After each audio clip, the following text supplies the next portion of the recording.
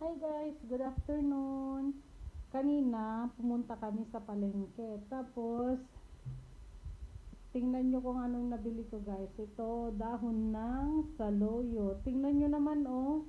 Mahal, ang mahal guys. Pero syempre, gusto natin mag-ulam ng dinengdeng na saluyot. Tapos, dahon ng ampalaya. Ayan, kahit mahal, pagtiyagaan na. Bilhin natin para makaulam lang. O, di ba? Hmm. Hindi na maganda yung dahon, no?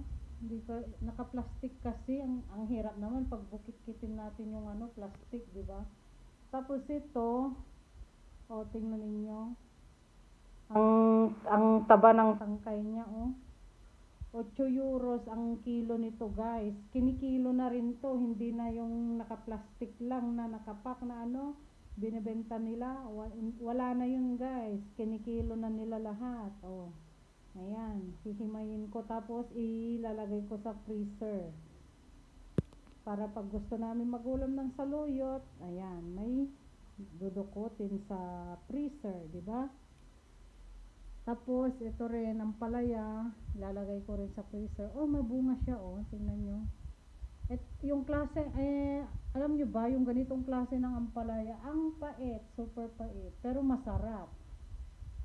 Ayan. Ay, kukunin ko to. Ano ko sa pinakbet. Oh, meron pa dito, dalawa. Ay, tatlo oh. Tingnan nyo naman. Ayan guys. Tingnan ninyo, saloyot.